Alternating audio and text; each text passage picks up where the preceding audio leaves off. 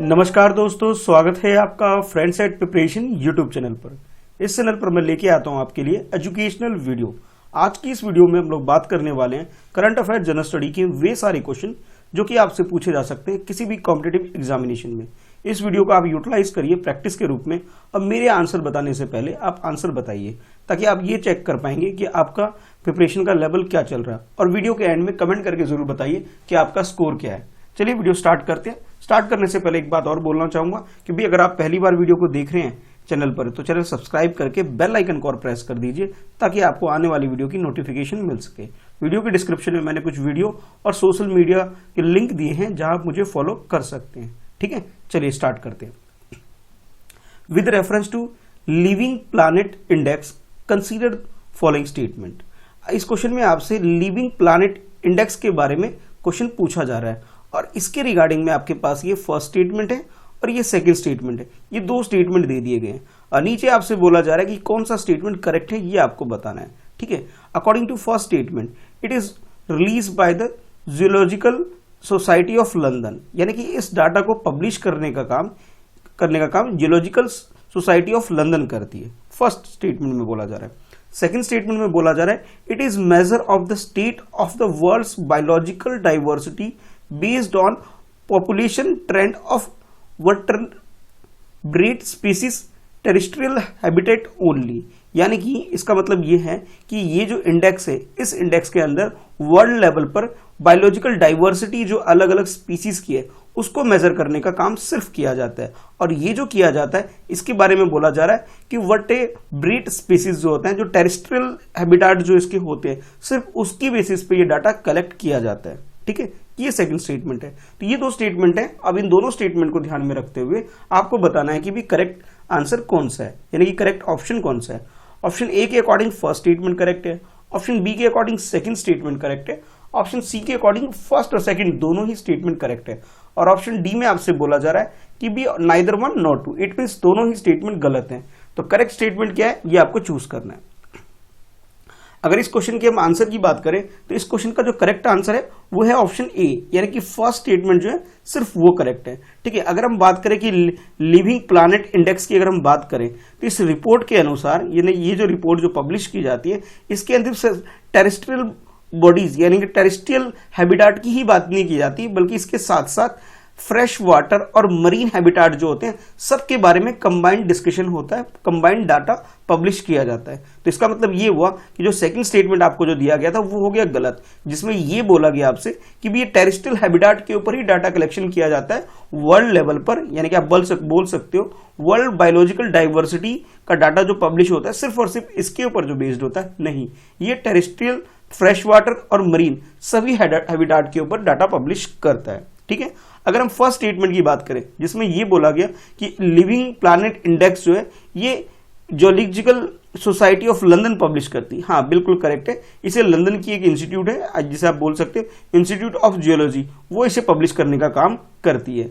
इसके अलावा इस इंडेक्स के अंदर जो कोऑपरेशन जो होता है, यानी कि दूसरी इंस्टीट्यूशन जो इसके साथ मिलकर काम करती है वो है world wide fund for nature, यानी कि WWF जो है ये भी इसके साथ मिलकर के काम करती है। तो करेक्ट आंसर हमारा ऑप्शन ए हो गया, जिसमें फर्स्ट स्टेटमेंट जो दिया गया है वो करेक्ट है ओनली। ठीक है, चलिए देखते हैं नेक्स्ट क्वेश्चन। नेक्स्ट क्वेश्चन में आपसे पूछा जा रहा है which of the following statement about phytoplankton not correct. इस क्वेश्चन में जो आपसे पूछा जा रहा है एक टर्म है पाइथोप्लांक्टन, इसके बारे में पूछा जा रहा है कि कौन सा स्टेटमेंट नॉट करेक्ट है। नॉट करेक्ट का मतलब है गलत स्टेटमेंट हमें आइडेंटिफाई करना है। इन चार में से तीन स्टेटमेंट करेक्ट है, एक गलत है, तो जो सा स्टेटमेंट गलत है उसे आपको आइडेंटिफाई करना है। ऑप्शन ए में आपसे बोला जा रहा है they reduce global warming by observing human induced carbon dioxide, यानी कि हम लोग जो CO2 कार्बन डाइऑक्साइड जो प्रोड्यूस करते हैं, हम लोग बदले में ऑक्सीजन लेते हैं, तो हमारे से जो कार्बन डाइऑक्साइड निकलता है उसे ये रिड्यूस करने का काम करती है। ऑप्शन बी में आपसे बोला जा रहा है they also serve as the base of the ocean food chain, यानी कि ओशन के अंदर, ठीक है, ओशन के अंदर ये क्या करते हैं फूड चेन का काम करते हैं। ये आपसे बोला जा रहा है पाइथोप्लांक्टन टॉन के बारे में बात की जा रही है। ऑप्शन सी में आपसे बोला जा रहा है they can swing in ocean water, यानी कि ओशन वाटर के अंदर, यानी कि पानी के अंदर, समुद्र के अंदर ये स्विंग करने का काम भी कर लेती है, यानी इनको तैरना भी आता है, आप इस तरह समझ सकते हैं। ऑप्शन डी में आपसे बोला जा रहा है they are important bio indicators and their abundance determines overall health of the ocean ecosystem, यानी अगर हम बात करें ओशन के अंदर, तो ओशन के अंदर इन्वायरमेंट कैसा है उसके लिए एक इंडिकेटर का काम करती है, वो वहां के ओवरऑल हेल्थ के बारे में, ओशन के इकोसिस्टम के बारे में डिटेल इंफॉर्मेशन प्रोवाइड करने का काम करती है।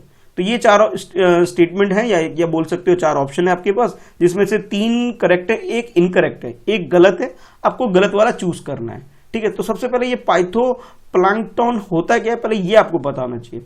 अगर मैं इसके करेक्ट आंसर की बात करूं तो इसका जो सी ऑप्शन है, यानी कि जो थर्ड स्टेटमेंट है वो गलत है, जिसमें ये बोला गया आपसे कि they can swing in the ocean water. आप लोगों ने कभी मूवी वगैरह में भी देखा होगा कि भी ओशन के अंदर स्विंग वगैरह के बारे में बात की जाती है, तो इसके अंदर भी छोटे छोटे प्लांट होते हैं, ठीक है, ये टीनी प्लांट इसके अंदर होते हैं, जो कि बिल्कुल उसके अंदर ही, मतलब ओशन के अंदर ही रहते हैं, और ओशन के अंदर जो इकोसिस्टम होता है, ठीक है, उसको मैनेज करने का काम करते हैं। यानी कि आप ये बोल सकते हो लैंड के ऊपर, यानी कि जमीन के ऊपर जो छोटे छोटे प्लांट होते हैं, ठीक है, प्लांट और ट्री ये काम करते हैं, उसी तरह से ओशन के अंदर जो ये काम किया जाता है वो किया जाता है पाइथोप्लैंकटन के द्वारा, ये काम किया जाता है। हाँ, ये एक जगह फिक्स होते हैं, ये स्विंग विंग नहीं कर पाते हैं, ठीक है, यानी कि जो थर्ड स्टेटमेंट है वो तुम्हारा गलत है। बाकी ये क्या क्या इनका सिग्निफिकेंस है, यानी कि क्या क्या इसका काम है वो समझ लेते हैं। ये क्या करते हैं कि भी हमारे पूरे जो, अगर हम इन्वायरमेंट की बात करें तो ये बोल सकते हैं मोर देन हाफ ऑक्सीजन, यानी कि पूरे वर्ल्ड में, यानी पूरे अर्थ में जितना भी ऑक्सीजन है, ठीक है, उसका सेकंड थर्ड, ठीक है, अब ये मतलब ये बोल सकते हो मोर देन हाफ, मैं ले सकता हूं, मतलब हाफ से भी ज्यादा, मतलब 50% से ज्यादा जो ऑक्सीजन है प्रोड्यूस करने का काम ये करते हैं, पाइथोप्लैंकटन काम करती है। और ये जो ग्लोबल वार्मिंग, जो हम लोग CO2 इंक्रीज करते हैं हम लोग अलग अलग तरीके से, उसे ये रिड्यूस करने का काम करते हैं और हमारे इकोसिस्टम को बैलेंस करने का भी काम करते हैं। साथ ही साथ जो ओशन के अंदर जो बाकी जो जीव हैं, स्पीसीज हैं, उनको एक तरह से फूड प्रोवाइड करने का भी काम करते हैं। यानी कि आप ये बोल सकते हो कि ओशन के अंदर फूड चेन जो है उसको अच्छे से मैनेज करने का काम भी ये करते हैं।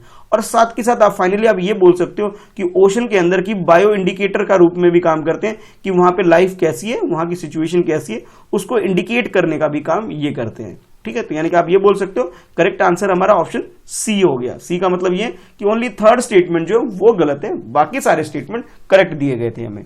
ठीक है, और इस क्वेश्चन में हमें गलत स्टेटमेंट ही चूज करना था। चलिए देखते हैं नेक्स्ट क्वेश्चन। नेक्स्ट क्वेश्चन में आपसे पूछा जा रहा है with reference to the phosphine के बारे में आपसे इस क्वेश्चन के अंदर पूछा जा रहा है कि with reference to phosphine consider the following statement. Phosphine के बारे में आपसे क्वेश्चन पूछा जा रहा है, जिसके अंदर ये फर्स्ट स्टेटमेंट है, ये सेकंड और ये थर्ड, ये 3 स्टेटमेंट आपको दे दिए गए हैं और आपसे पूछा जा रहा है इन तीनों स्टेटमेंट में से करेक्ट स्टेटमेंट कौन से, ये चूज करना है।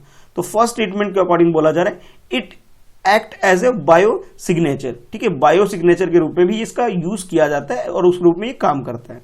दूसरा आपसे बोला जा रहा है it is the only made naturally by the aerobic bacteria. Aerobic bacteria की हेल्प से ही इसे बनाया जा सकता है, अगर हम बात करें तो इसके मैन्युफैक्चरिंग की अगर बात करें तो।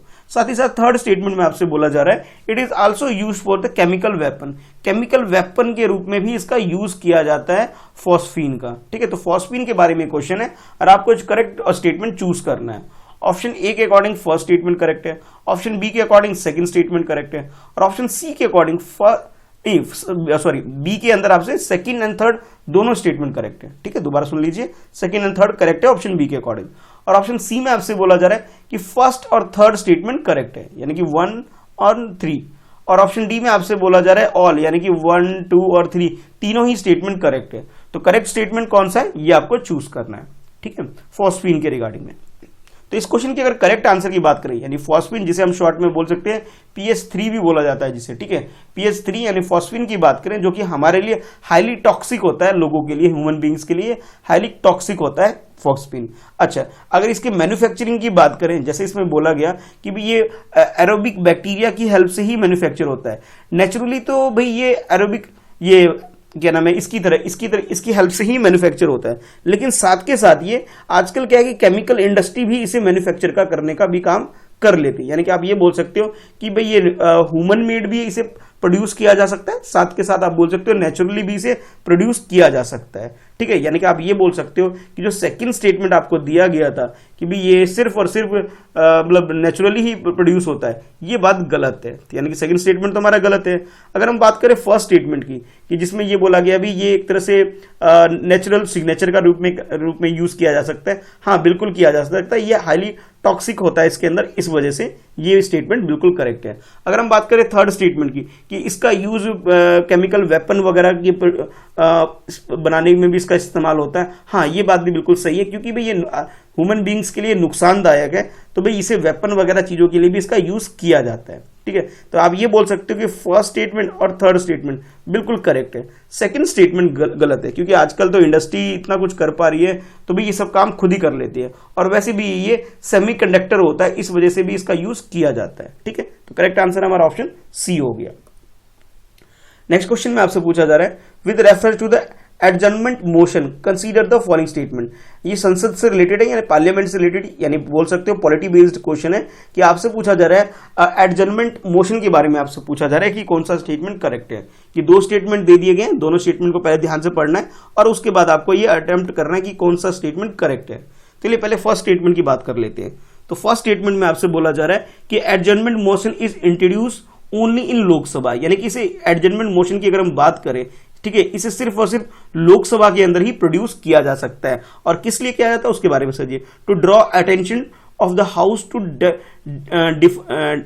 डेफिनेट मैटर और अर्जेंट पब्लिक इंपॉर्टेंस, यानी कोई भी ऐसा मैटर जो कि पब्लिक इंपॉर्टेंस का कोई मैटर है। जैसे मान लीजिए अभी कोविड-19 चल रहा है, कोविड-19 एक ऐसी प्रॉब्लम है जो वर्ल्ड वाइड जिसका सोल्यूशन अभी तक कोई ढूंढ नहीं पाया है, तो भाई लोकसभा में अगर इससे रिलेटेड कोई मैटर अगर किसी को सडनली इंट्रोड्यूस करना है तो वो क्या कर सकते हैं, एडजर्नमेंट मोशन को ला सकती है। ठीक है, तो यानी कि आप बोल सकते हैं नॉर्मल जो प्रोसीडिंग होती है पार्लियामेंट के अंदर, उसमें सडन में कोई ऐसी प्रॉब्लम डिस्कस करना है, काफी इंपॉर्टेंट हो और बहुत अर्जेंट नेचर का हो, तो उसके लिए एडजर्नमेंट मोशन को लाया जाता है, ऐसा बोला जा रहा है फर्स्ट स्टेटमेंट में। सेकंड स्टेटमेंट की बात करें, उसमें यह बोला जा रहा है right to move a motion for the adjournment of the business of house is subject to restriction that it should not be raise question of privilege, यानी कि ये बोला जा रहा है ये आपको तभी इस तरह का मोशन लाने दिया जाएगा जबकि कोई रिस्ट्रिक्शन लगा रखी है। मान लीजिए कोई ऐसा टॉपिक है जिसके ऊपर कोई रिस्ट्रिक्शन लगा रही है, यानी कि उसमें ऑलरेडी उसको प्रिविलेज दिया गया कि भी इस टॉपिक को नहीं छेड़ा जा सकता। ठीक है, अगर उस चीज को वायलेट नहीं करता तब इसे अलाउ किया जाएगा, ऐसा बोला जा रहा है सेकंड स्टेटमेंट है। तो ये दो स्टेटमेंट हो गए आपके पास। अब दोनों स्टेटमेंट को ध्यान में रखते हुए आपको बताना है कि करेक्ट स्टेटमेंट कौन सा है। ऑप्शन ए के अकॉर्डिंग फर्स्ट स्टेटमेंट करेक्ट है, ऑप्शन बी के अकॉर्डिंग सेकंड स्टेटमेंट करेक्ट है, ऑप्शन सी में आपसे बोला जा रहा है बोथ फर्स्ट एंड सेकंड दोनों स्टेटमेंट करेक्ट है, और ऑप्शन डी में आपसे बोला जा रहा है neither one not two. It means दोनों ही स्टेटमेंट क्या है, गलत है। ठीक है, तो आपको चूज करना है भी करेक्ट आंसर, यानी कि करेक्ट स्टेटमेंट को चूज करते हुए आंसर अपने अटेम्प्ट करना है। तो आई होप आप लोगों ने क्वेश्चन अटेम्प्ट कर लिया होगा। तो भी इसका जो करेक्ट आंसर है वो है इसका आंसर सी। सी का मतलब ये दोनों ही स्टेटमेंट बिल्कुल करेक्ट है।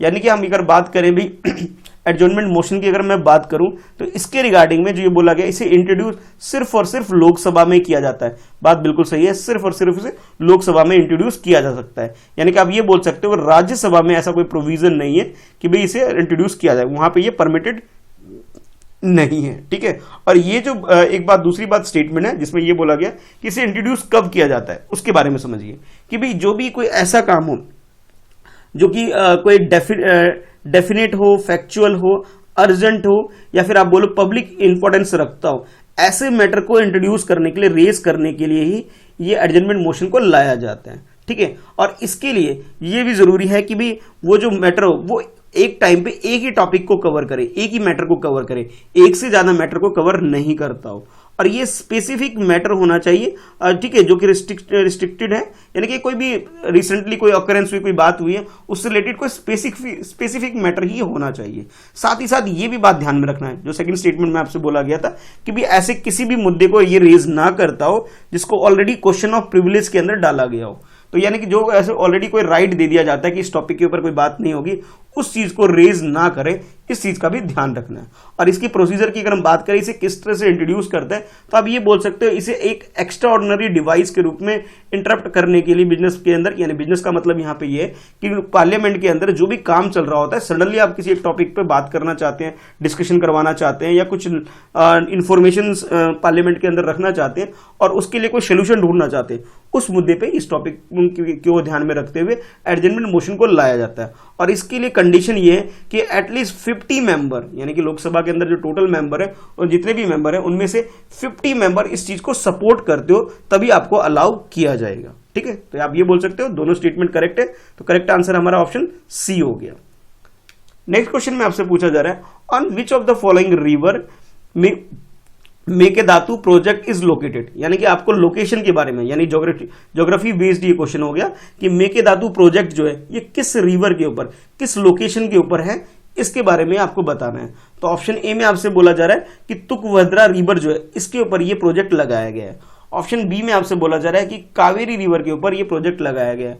ऑप्शन सी में बोला गया है कृष्णा रिवर के ऊपर ये प्रोजेक्ट लगाया गया है। और ऑप्शन डी में आपसे बोला जाए कि वागाई रिवर जो है उसके ऊपर ये प्रोजेक्ट लोकेटेड है। तो भी करेक्ट आंसर आपके अकॉर्डिंग क्या है, चलिए क्वेश्चन को अटेम्प्ट कर लीजिए। अगर हम बात करें ये मेगादातु प्रोजेक्ट की, तो ये जो प्रोजेक्ट है ये कर्नाटका, ठीक है, जो स्टेट है हमारी कंट्री के अंदर साउथ में, कर्नाटका और तमिलनाडु, इन दोनों के बीच में जो रिवर जो है कावेरी रिवर जो बहती है उसके बीच, यानी कि कर्नाटका और इसके दोनों के बॉर्डर के पास ये मेकादातु प्रोजेक्ट लगाया गया है। यानी कि आप समझ गए होंगे कि भी इन दोनों स्टेट के बीच में जो वाटर डिस्ट्रीब्यूट भी रहता है कावेरी वाटर को लेकर के, कावेरी रिवर को लेकर के, तो उसी रिवर के ऊपर ये प्रोजेक्ट लगाया गया है जिसका नाम मेगादातु प्रोजेक्ट रखा गया है। और इस प्रोजेक्ट का जो एम है वो ये कि इसमें जो प्रोजेक्ट का जो एम है वो ये है कि जो बेंगलुरु जो सिटी है, बेंगलुरु यानी कि जो कर्नाटका की जो कैपिटल है, उस सिटी के अंदर जो पानी है, पानी की यानी कि वाटर की जो शॉर्टेज की जो प्रॉब्लम है उसको सॉर्ट आउट करना भी इसका एक टारगेट है। तो सबसे पहले आपको इसकी लोकेशन के बारे में पता होना चाहिए कि रिवर है कहाँ, ठीक है, यानी कि ये जो प्रोजेक्ट लगाया गया उसकी एग्जैक्ट लोकेशन का है। तो कर्नाटका के अंदर एक डिस्ट्रिक्ट है जिसका नाम है रमनगारा डिस्ट्रिक्ट। तो रमनगारा डिस्ट्रिक्ट है, उस डिस्ट्रिक्ट में लगाया गया जो कि अराउंड 100 किलोमीटर बेंगलुरु से थोड़ा अलग है, बेंगलुरु के से 100 किलोमीटर के डिस्टेंस पे ये प्रोजेक्ट लगाया गया है। और वहीं पे बिल्कुल बीच में कावेरी वाइल्ड लाइफ सेंचुरी है, वहां पर ये प्रोजेक्ट लगाया गया। ये तो लोकेशन की बात होगी। अगर हम रिवर की बात करें तो इसमें कावेरी रिवर के ऊपर ये लगाया गया है। साथ ही साथ अब ये बोल सकते हो कि कावेरी रिवर और इसकी जो ट्रिब्यूटरी रिवर है अर्कावती, कावेरी और अर्कावती रिवर जो है, इन जो इसकी ट्रिब्यूटरी है कावेरी रिवर की, उस रिवर के ऊपर इस प्रोजेक्ट को लगाया गया है। ठीक है, तो यानी कि करेक्ट आंसर जो हो गया हमारा ऑप्शन बी हो गया। बी का मतलब ये कि ये जो प्रोजेक्ट लगाया है मेकादातु, इस प्रोजेक्ट को कावेरी रिवर के ऊपर लगाया गया। तो करेक्ट आंसर तो हमारा बी हो गया। लेकिन एक फैक्ट आपको और पता होना चाहिए कि इस रिवर में सिर्फ वाटर सप्लाई कोई टारगेट नहीं रखा गया है कि किसी बेंगलुरु सिटी के लिए वाटर सप्लाई, इसके साथ साथ 400 मेगावाट, यानी कि आप बोल सकते हो कि भी ये 400 मेगावाट पावर सप्लाई यानी इलेक्ट्रिसिटी जनरेट करने का भी टारगेट रखा गया। यानी कि एक ही टाइम पे कई सारे प्रोजेक्ट को पूरा करके ये बेनिफिट उठाने के लिए मेगादातु प्रोजेक्ट हमारी कंट्री में लाया गया है। करेक्ट आंसर हमारा ऑप्शन बी हो गया। अब आप कमेंट करके बताइए कि भी आपका स्कोर क्या है। और आपके लिए क्वेश्चन ये है कि जो कावेरी रिवर डिस्प्यूट है ये किन किन स्टेट के बीच में, ये आपको बताना है। और जो सुप्रीम कोर्ट का जो रीसेंट जजमेंट आया है, ठीक है, जो लेटेस्ट जजमेंट, उसके अकॉर्डिंग आपको बताना है कि वाटर का परसेंटेज क्या है, यानी कि कौन से स्टेट को कितने % वाटर मिलेगा, ये किस हिसाब से डिस्ट्रीब्यूट हुआ है, ये भी आपको बताना है। ठीक है, चलिए फिर मिलते हैं नेक्स्ट वीडियो में। आज की इस वीडियो में इतना है। वीडियो को लाइक करिए, अपने दोस्तों में शेयर करिए और कमेंट करके जरूर बताइए कि भाई आप जितने क्वेश्चन मैंने आपसे पूछे उन सब क्वेश्चन के आपके आंसर क्या है। ठीक है, और स्कोर तो भाई आपको बताना ही है। ठीक है, चलिए वीडियो को लाइक जरूर करिएगा जिससे भी मुझे मोटिवेशन मिल सके कि आपको ये वीडियो पसंद आ रही है। ठीक है, चलिए मिलते हैं नेक्स्ट वीडियो में। आज के लिए इतना ही।